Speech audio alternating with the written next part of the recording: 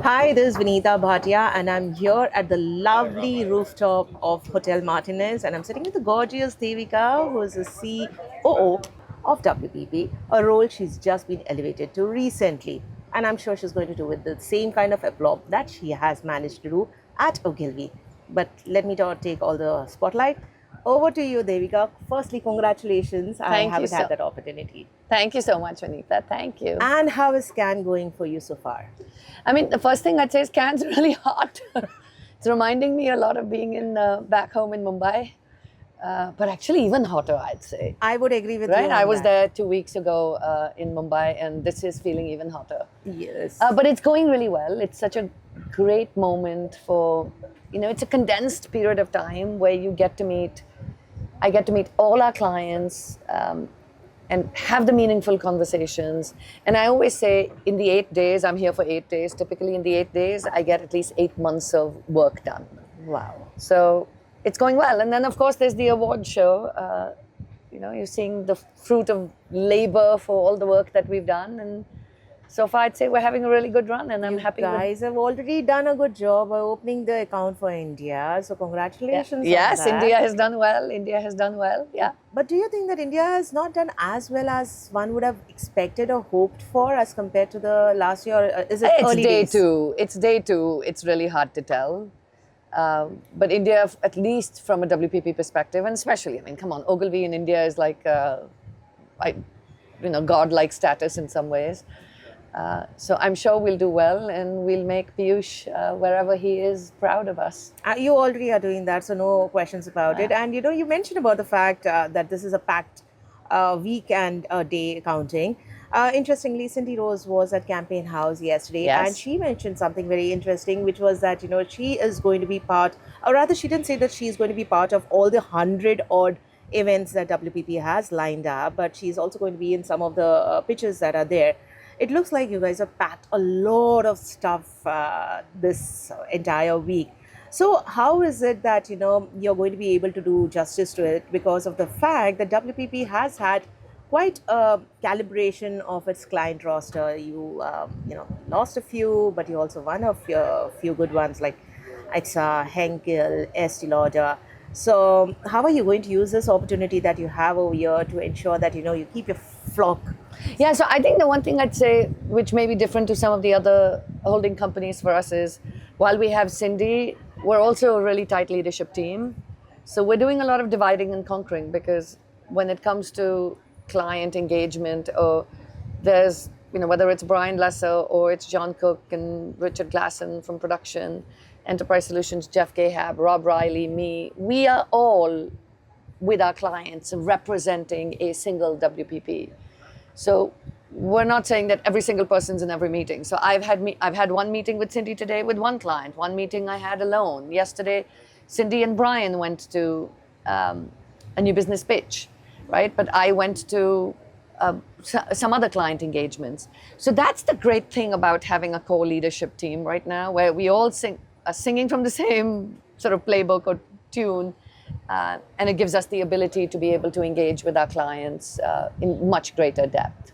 And there was also this launch yesterday of the trust principles. And interestingly, trust is something that is really standing out. Whenever I speak to a lot of people, it's that people are actually fighting for, not people, I stand corrected, brands are fighting for attention, and they're fighting for trust. And along comes WPP's trust principle. So I wanted to understand the impetus for coming out with this, and how the follow through will be now that you have these 5 principles in place, right through the pitches to your existing clients, how it's going to be in the kind of work that is created, how it's going to filter down even to the team.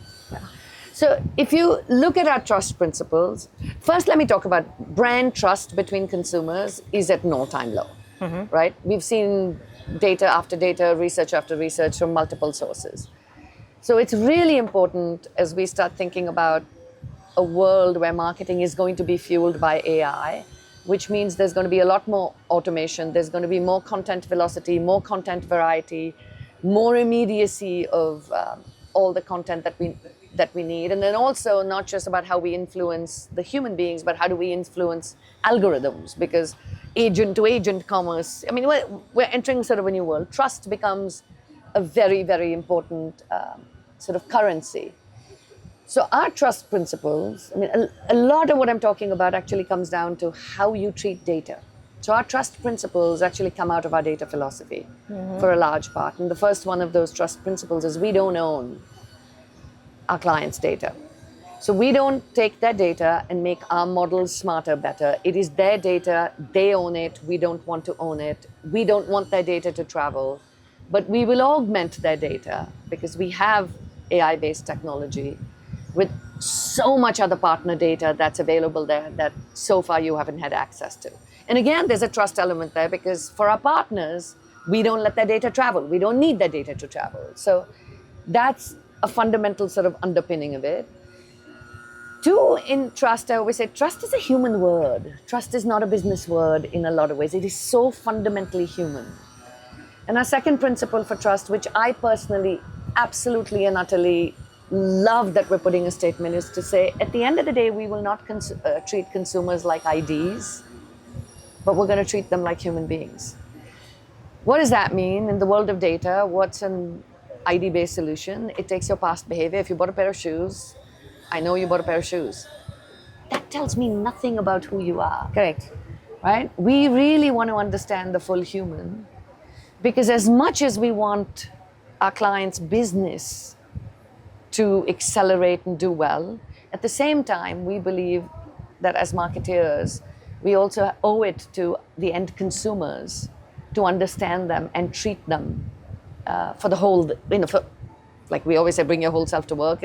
We are going to reflect the whole self of a consumer, not just as a simple data point. Right, so these principles you're going to see, I mean, the other is we believe AI can augment, but human creativity leads. But the first three to me are really sort of fundamental to what we're going to do for our clients.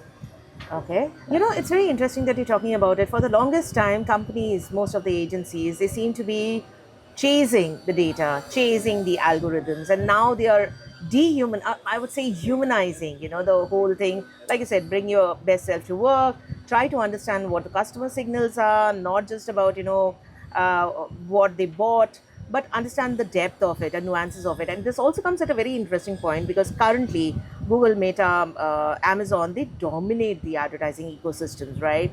And your various holdcos, whether it's Omnicom, whether it's Publicis, they have spent years building data, commerce, and technology capabilities.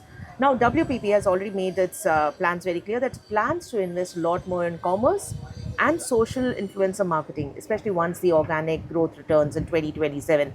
So do you think that, WPP is building the next growth engine, or is it like it's trying to keep pace with the kind of shifts that have already happened? Because No, I mean, if I look at what makes us different to the other two, fundamentally is our data proposition. That makes us totally different, right? Because they own data, we own similar first-party data, but we are not reliant solely on that proposition. So that's one. Two, I think when we think about are we investing in, it's like table stakes. Do we have to invest in commerce? Of course we do, because we can't help our clients. Do we have to invest in social and influencer? Of course we do, because we can't help our clients, because that's where consumers are moving to. So to me, these are all, it's not like a matter of choice. It's like every business has to evolve with. So yes, WPP is investing in those areas, and WPP has. We acquired Barrows, which we announced 8 or 10 months ago. We had a minority stake, and now we own it full, and we have WPP Commerce, which is, the CEO is the Barrows CEO, Brent.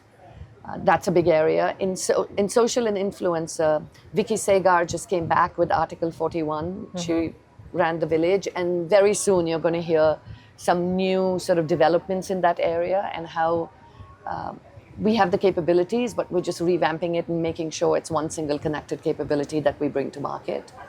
So to me, those things are not like they have it, we all have it, we all need to do better in it.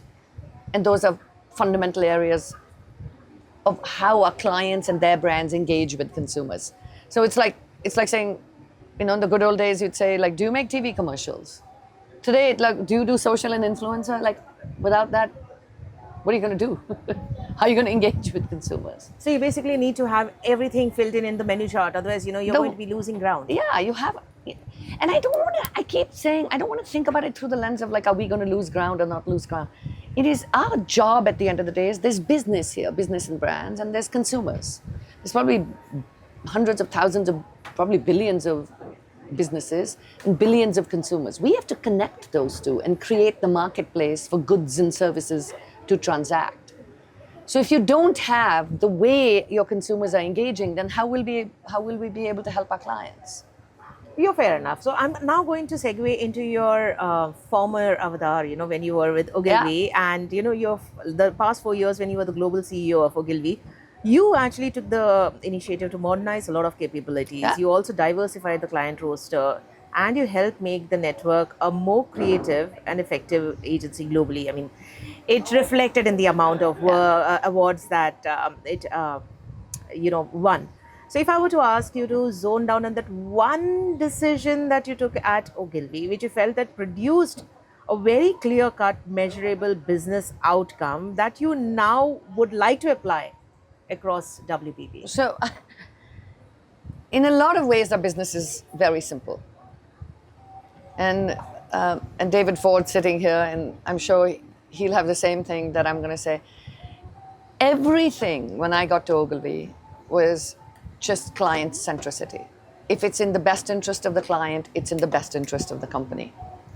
Right? That obsessive sort of client centricity. I've always been a client person. I will go to 20 client meetings and miss the 7 internal meetings, because if we do right by them, we do right by.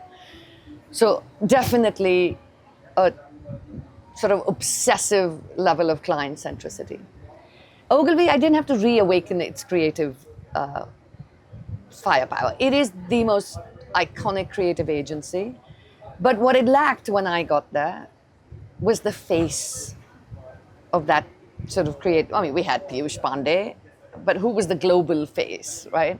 And that was Liz Taylor. So it was getting Liz Taylor, because you can't run a creative agency without a creative face. The soul of a creative agency is always, I always say, I ran the business, Liz was the soul. Right? So to make sure that you have, and that partnership, yes, ultimately I'm responsible, but the partnership between a CEO and Liz and me, that was a real partnership. That was a real relationship. And that we put time and effort into it. And then because we were listening to our clients and because we had the right leaders in place, it allowed us to attract and retain the best talent. While doing all of this, there are areas of focus and capability that we just decided to double down. Nobody has all the money in the world. So one area we really doubled down on was social and influencer. But we built it slightly differently to pure social and influencer. Because if you think about social and influencer, there's a big element of earned media that goes with it. So we took PR, social, and influence and created one holistic thing. And it wasn't about focusing on corporate PR the way Burson does, but really brand PR. And that became a superpower and growth engine for us. And the second thing we did is sort of resuscitate Ogilvy One. And our roots in sort of consulting, that became, again, a massive differentiator, because I always say I want to be business partners to our clients, not just creative partners, because we don't want to we're not in the business of making art, we're in the business of helping our clients grow their business. And I'm applying very similar principles to what I'm doing now, which is make sure we're client obsessed, so the client leaders are empowered and accountable. But to be obsessive about what to do for them, you do right by clients, everything works. But to do right by them, you have to have the right capability set. Correct. Right? So we're really making sure, that's why enterprise solutions, which was embedded in many different agencies as a scaled operation, gives us the ability to serve our clients much better. That's why WPP Creative actually allows us to serve our clients much better, as opposed to think about just the agency's interest. And we still maintain the agency brand. So wherever I go, whatever job I do, it will always start with one thing: obsess about the client. And by the way, you know what our clients should do? obsessed about their consumers.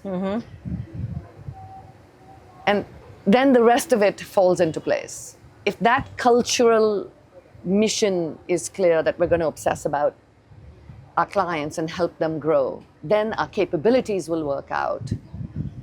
And that's kind of what we're doing. I mean, when Cindy said to me, she said, I want you to be COO, I started laughing. I said, COO and me? And she said, no, I want to change WPP through the lens of clients. And there's no better person to sort of lead our entire client organization and therefore change us. So, I like the word that you've been stressing about, which is obsession, and you can also call it centricity, right? I mean, I like obsession better because centricity sounds like it's PowerPoint. Okay. An obsession is something you feel. Fire, right? Obsession is something, you have to feel it. Correct. And you also mentioned the fact that, if you want to ensure that obsession really plays out, you need to have the right kind of capabilities there. And if you have to have, like you mentioned about your alignment with Liz Taylor, right? She's the soul, you're the firebrand, I would say. That is there. Now, part of the capabilities is also having the right kind of talent in place, which you also alluded to. Now, WPP is also targeting, and I'm just looking over here to get my numbers right, 676 million in annual cost saving by 2028. And it's going to try and achieve that by reducing its workforce by almost 9%. That's what it did last year.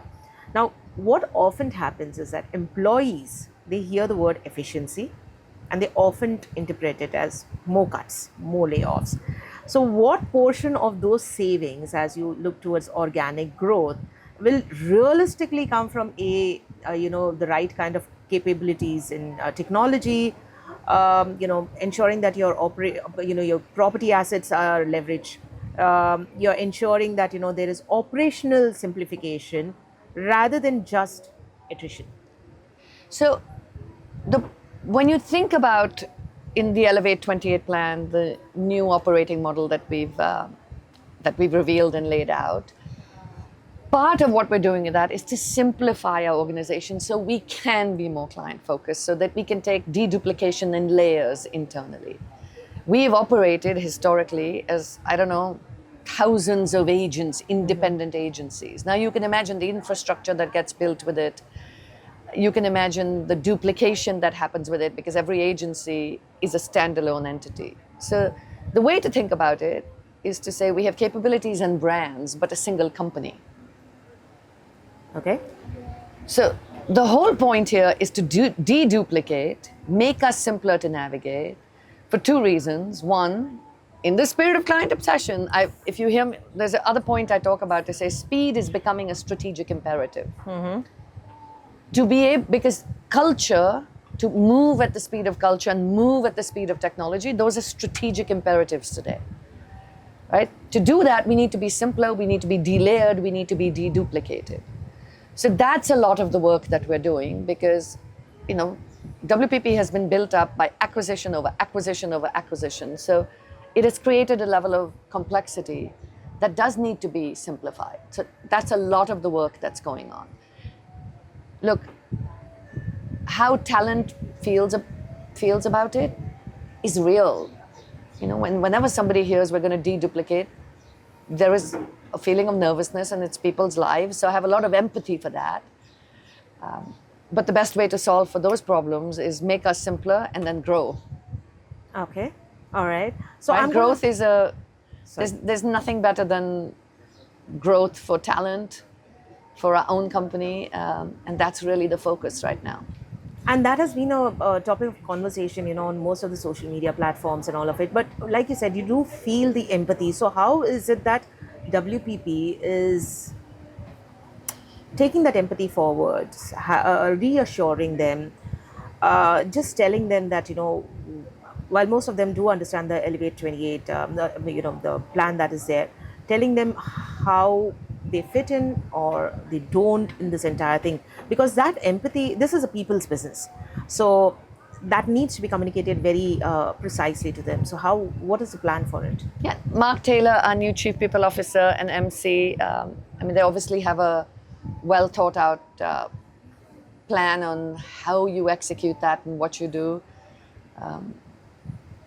there's never a good way I can say, or the best way, but they're best to talk about like how they would execute it and what the plans are in place. But we're not planning to be unkind about those things, and at the same time we're also going to be investing in areas that are growth drivers for us. So it's not like, oh my god, WPP is retreating and we're never hiring again. It's we're making a simpler organization and hiring in areas that are growth drivers for us.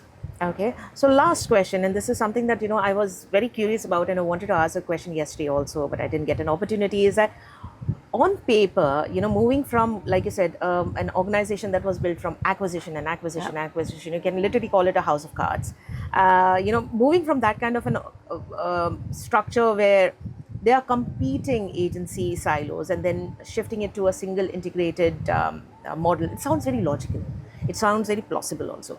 But in reality, you are asking leaders who have spent years competing for revenue, they've been competing for influence, they've been competing for clients, to suddenly collaborate. And I do know that, it's been well reported about the fact that you had a counselor slash psychologist and who came over there to get those leaders to speak more. But now that you're in your current position, what has been the hardest behavioral or cultural obstacles so far in getting all these leaders in the room and getting them to collaborate? So a couple things. One, I think if you want to change behavior, you have to change incentives. It's not that hard in the corporate world. It's like if you change the incentive structure, behavior changes, which we've done. So that's one piece of it. Two, I'm quite fascinated why everybody is so fascinated by the fact that we got Mike Gervais. There isn't a company that doesn't do, when it's doing a new leadership or a change leadership, doesn't actually do a leadership summit. Right? And if you think about it, you said we're a people, right? I always say we function the most like team sport. Teams go to clients together, they overcome obstacles, and there's winning and there's losing in a pitch. The language of everything, it's very like team sport oriented.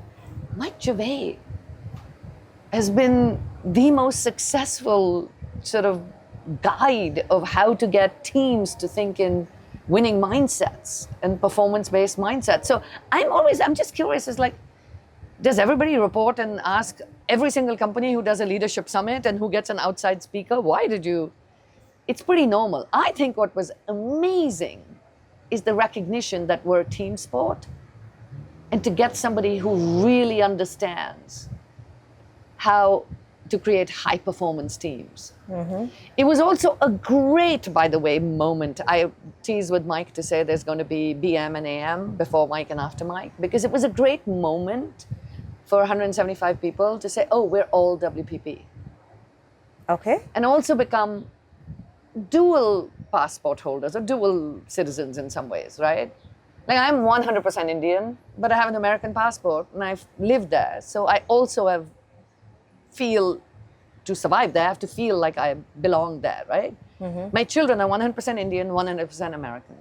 So now what you have is somebody who goes, I'm 100% Ogilvy, but 100% WPP. I'm 100% VML, and I'm 100% WPP.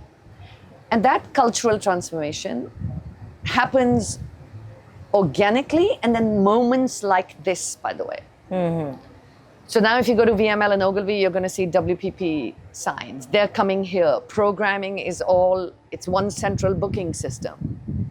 So I think it's happening sort of naturally. Liz and Debbie, who maybe 2 cans ago, Debbie Van Dieven, who 2 cans ago may have competed, today the first person they'll text if they win something is each other. So all this 175 people, they are now on the same page. I mean, there was no rancor, there was no, Because the incentives have changed. Okay. So it's literally a carrot and a... I mean, no, but what do people work for? Absolutely, that's To true. get credit Yes. and to get paid. Those are the two things. If you change those mechanisms, or if you align those, I shouldn't say change, if you align those mechanisms, it's amazing how much simpler it gets. In a way, I do agree because of the fact that that kind of a very corporatized approach was probably missing in the industry. Everybody was just going about it on the gut feel, a very intuitive approach, and now you have a very of course it was structured, I'm not denying that, but this kind of a very calculated, very focused structure where, like you said, where you're incentivizing people and getting them to rethink and rewire themselves and saying that, okay, there is one common architecture and there's one common objective that we've got to chase, and this is how you're going to achieve it. It's a great idea. The area the competition happened the most probably would be creative, and I just look at it, with WPP creative agencies, whether it was Kenvue, Global Creative, one with VML and Ogilvy, Heineken, VML and Ogilvy, Henkel, Gray and Ogilvy. So it's not just happening, it's working, because we're seeing the proof in the pudding, and we're showing up to clients and they're going, okay, I buy this model, it's working. Okay, so Devika, those are all the questions. I'm just going to ask two very casual questions to you. One is, how do you think is India shown up in Cannes this year? What's your take about India's presence at Cannes? When you talk to me about India's presence at Cannes, there is absolutely no way, especially this year, I can say it feels the same, because Piyush is not here. And Cannes was a moment for so many of us that was defined by seeing Piyush, hearing his thunderous laugh. So there's something missing. There's something, for all of us from Ogilvy, there's something missing very, very deeply. So I can't talk about India's presence at Cannes without acknowledging Piyush's absence. And then if I go on the practical sort of level, I think it's too early to tell. Ogilvy India has done well. They've already got a gold and a silver. It's too early to say. I haven't looked at all the rankings. But 2-3 years ago, was it 2021, where I felt like it was the year of India. But it's too early to tell. If I were to ask you, what does campaign, our brand, how would you describe it, and what is it that you look forward to if you look forward to it? So what is it that, how would you describe campaign? I'd say it's sort of the global trade, the voice of, it's the voice of marketing. It's the global voice of marketing, but it's local everywhere. And any areas that you think we should improve upon? Because we're trying to do our best over there. Yeah, this is my one thing I guess with all the trade is I want you all to be champions of the trade, not to be the ones who are taking it down. And sometimes from our seats, it just feels like why would the trade benefit in taking the industry down? Mm-hmm. So be the champions of the power of what we do, not the prognosticators of the death of the industry constantly, or the death of WPP, or the death of whoever else. Because I think that doesn't help the industry. You're right about it. Well, point noted. And thank you so much for taking the time to speak to me. Thank you so much.